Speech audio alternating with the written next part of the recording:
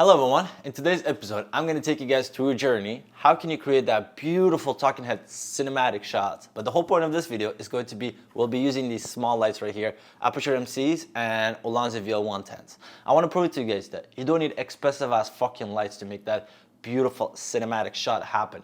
As long as you know the basics, everybody can make it. Yeah, I'll take you guys through a journey, step by step. It's probably gonna be a longer video than usual, but I hope you guys enjoyed. Outside of that, let's get this shit going. All right, so this is my working space. I have a green backdrop on my left side, and I have a black backdrop on my right side. We're not gonna use either one of those because we're gonna be shooting towards the corner of the room.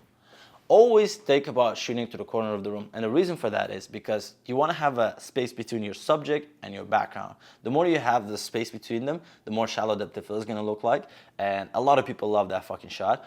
And another reason is because you can fuck around with the lights. You can create some kind of a moody scene, you can create some high key lighting, or you can add a production value to it. You can add some few items that the person is talking in the documentary or something like that. So all those things matter. For this video, I'm going to be using my two cameras. One of them is going to be my trusted FX3. I'll be shooting 1080 for this one, and another one is going to be my trusted Ursa Mini, which is going to be shooting 4.6K. And the reason for that is I wanted to show you guys that you don't need the latest equipment, you don't need the greatest equipment to create beautiful, stunning shots, cinematic shots, no matter what. You can make it happen with the regular equipment and shoot 1080. Everybody shoots 4K, but it's not that necessary as long as your shot looks beautiful. I think that's pretty much everything, so let's get into it. All right, first you have to look how your room looks like with the regular light. Background light right now is probably 6,000 Kelvin because it's cloudy. Overhead light is probably 3,000. This is another 2,700 or 3,000. And all that matters because we're gonna be taking away light one by one, and then we're gonna be after that adding light one by one as well. I'm gonna turn on the house lights and bump up the ISO for this camera so you guys can see what is happening, otherwise it's too dark. Camera set up, my Ursa Mini shot, my FX3 shot. So the whole point of this one, why they're so close to each other, because my FX3 has a full frame and my Ursa is 35mm. My Ursa's sensor starts right here and my FX3 starts right here. They have to be in the same position basically. It's almost the same. I can't get any closer than this. I have 24mm on Super 35, which is going to be equivalent to 35mm on my FX3. I want to go through the specs of what am I shooting. 23.98, shutters 180, iris is 2.8, obviously ISO 800, white balance 56 Kelvin, and my tint is 10, but it doesn't matter. And I am shooting at 4.6K, 422 HQ.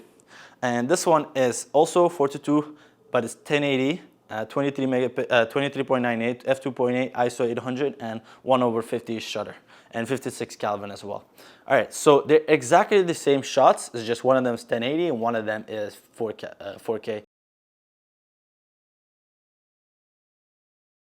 I changed a few things. I made sure that everything in the background is gone. So now behind me is just a white wall and it's gonna be me. So wherever I am, it's not gonna be too complicated. It's just gonna be a beautiful shot and nothing in the background that is gonna be disturbing. But however, on the left side, you can see that there is a backdrops, which adds kind of a interesting shot. And on my left side is gonna be table where I work and do all the things. I'm gonna clean that up as well.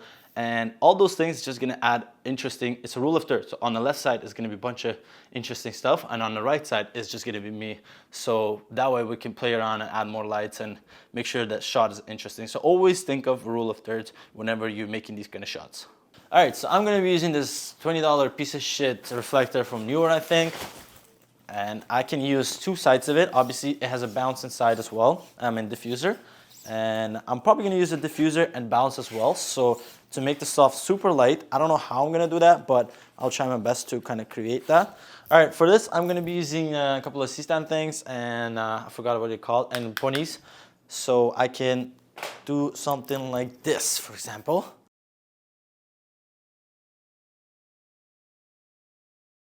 Ideally, for this kind of light, you want it to be using double diffuse because, not double diffuse, so you want it to bounce off one and diffuse with the other one because you want to make sure that it is soft, right? But I'm not sure how much power we're gonna get from using such a small lights, but I'm hoping it's gonna work. And if it doesn't, that's just trial and error, and you're gonna try to do something else right after, you know?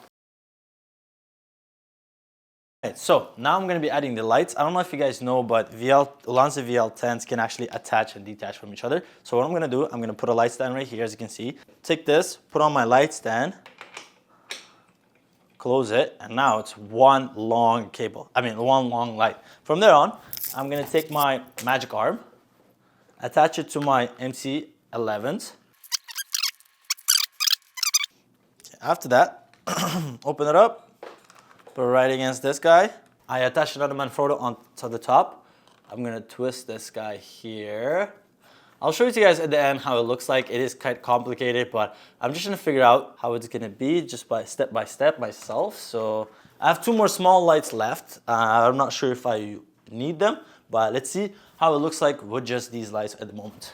So this is one Manfrotto and attached clamp to a MC11. And this is Ulanzi, it's connected, and then this is another small rig, this is another Manfrotto. So it's all bouncing off this, it's coming this way. I'm gonna try to flag this out as well. I'm gonna flag it with whatever I have. I do have an actual real flag, but I'm not gonna use that obviously. So yeah, let's see how that goes. And also let's take a look how it actually looks on camera right now. And let me turn off the house lights. All right, from the first glance, I can tell right away it is too orange for my liking. So I'm gonna have to change that 32 Kelvin to 56 or 52, make it a little more daylighty.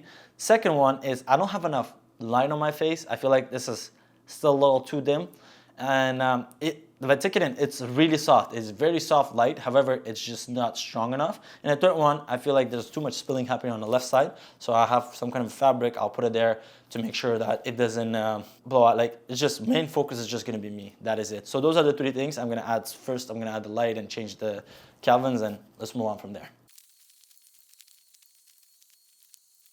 All right, so now this is what you call trial of error, all right? The lighting is much more pleasing, right? Like, it's soft, it is perfect light, 52 Kelvin. I put a 52 because, I don't know, I liked it more. And yeah, it's just slightly spilling still happening, but not as much. Honestly, this right here, shininess, actually adds a little bit as well, so it's cool. And as you can tell, I have really good amount of contrast. Everything's coming from here is nice and bright, and everything on this side, or camera side, is like slightly darker. So yeah, I'm gonna go through and show it to you guys what I did here, okay? As we spoke about MC11s, and I added on the back of it MC11s two Ulanzi small ones, and it's just because they're magnet, both of them, I just attached them as a magnet. Hopefully they all stand. Super creative, I think. So the more you do it, you're like, oh, you know what? I could just do this, I could just do that. Anyways, I put everything 52 Kelvin. I'm not sure if you could take a look at that, yeah, right there, 52 Kelvin, all right? And now, these are the t-shirts. These are literally my black t-shirts that I just put it up there, and it's not any kind of a flag or anything like that. It's simple t-shirts, just black. If you have black t-shirts, you can always use them as a flag as well. This whole setup is like, I have VL300 right there, but obviously the whole setup is literally a couple of small lights that you have laying around, $20 newer stand, newer reflector. Yes, C-stand, yes, light stand, I agree. And a couple of t-shirts, that's it. All right, I like this shot. Now I'm gonna start creating the backdrop. Let's see how beautiful we can make that happen. All right, first things first, I'm gonna turn on this light. This just adds a really cool shot in the back where it lights up the whole table. Next one, I am going to add this light on my table, which is also a RGB light. You can't really tell, it's not already in the shot on this one, but it just still adds up. Next one is going to be a practical light as well. All right, so that is how it looks like so far. How do you guys like it? And you see, it's just super simple practical light, but it just adds so much. Now I have light on my left side as well, so that light right here, I'm not sure if you guys can tell, that one is adding and lighting up my left side and also bouncing to the bottom. And these lights in the backdrop, it always looks cool. It's like a fairy light.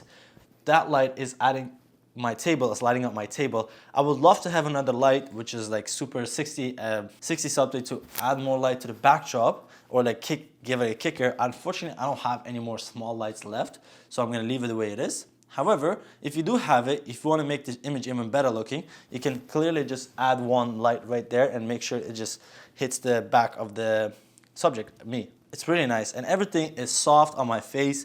My face is perfectly lit. I personally like this shot a lot. Again, let me know your opinion in the comments below. Let's see how it goes. Just one more small thing left is a haze. Well, I don't have a haze, but it's fog. Let's see how it looks like. I think I put a little too much smoke. Fuck.